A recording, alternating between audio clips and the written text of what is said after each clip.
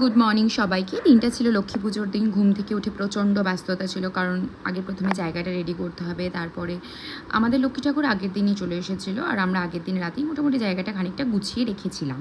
তাও স্নান টান করে আমার দায়িত্বে অনেকগুলো জিনিস ছিল, তো স্নান করে চলে এসেছিলাম। আর সকালবেলা পরে নিয়েছিলাম এরকম একটা কমফোর্টেবল ড্রেস, কারণ এছাড়া সকালবেলার কিছু পড়ার সেরকম ইচ্ছাও ছিল না, কারণ অনেকগুলো কাজ করতে হবে। তারপরেই বসিয়ে দিয়েছিলাম পায়েসটা। আমার দায়িত্বে ছিল পায়েস, সুজি, লুচি আর লাস্ট মায়ের খিচুড়ি, মুগ ডালটা ভেজে দেওয়া। এটুকু আমার দায়িত্ব ছিল। আমি পুরো রান্নাটাই ইন্ডাকশানে করেছি। এরপর আমি ময়দা মেখে নিয়েছিলাম। সুজির ক্লিপটা আমি নিতে ভুলে গেছি, ওটাও বানিয়েছি। সুজির ক্লিপটা নিই, এটা ময়দা মাখছিলাম। আর এতটা ময়দা মাখার পরে নিজেকে মনে হচ্ছে ম্যান। তারপরে মা লক্ষ্মী ঠাকুরের ঘরটা স্থাপন করলো। এই কাজটা মাই করে প্রত্যেক বছর, মাই প্রো।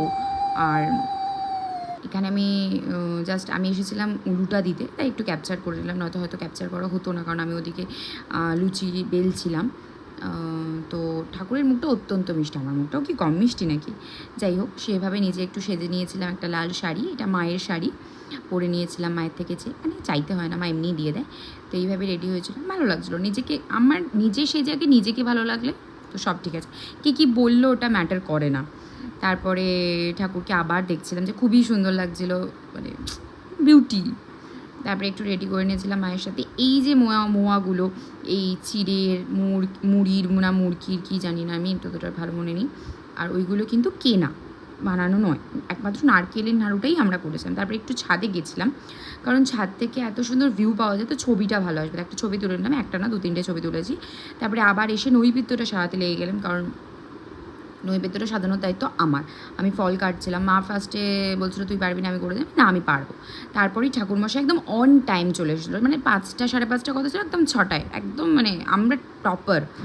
তখন জাস্ট রেডি হয়েছিল, তো তার মধ্যেই মায়ের আরতি শুরু হয়ে গেল। মানে এবারে আমাদের লক্ষ্মী ঠাকুরের মুখটা যেন আমার বেসিক্যালি আমার আর আমার মায়ের যেন প্রচণ্ড ভালো লাগছে, কেন জানি না, বাট ভালো লাগছে।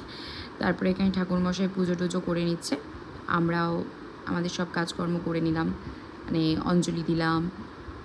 তারপরে মা ওখানে একটু আজকে ধুনো টুনো জানানো হয়েছিল, ভালো লাগছিলো, ওটা পুজো পুজো ভাইবস আসছিলো, এই ধুনোর গন্ধটা। তারপরে এগুলো সব রেডি হয়েছিল। আমি নিজেকে দেখছিলো যে প্রিটি লাগছে কিনা, ঠাকুরের মতো আমাকেও প্রিটি লাগতে হবে, এরকম একটা ব্যাপার, কম্পিটিশন।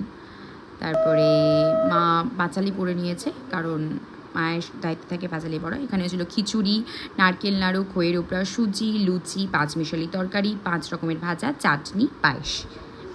এটা আমি দিদুন বাড়ি গেছিলাম, দিদুন বাড়িতেও লক্ষ্মী পুজো হয়েছিল, সেখানে সিন্নি হয় সত্যনারায়ণ, তো ওটা আমার বেসিক্যালি একটা থাকে, আমি সিন্নি খেতে ভীষণ ভালোবাসি, আর আমাদের সিন্নিটা ময়দার। এভাবেই কেটেছিল আমার লক্ষ্মী পুজোর সারাদিনটা। টাটা।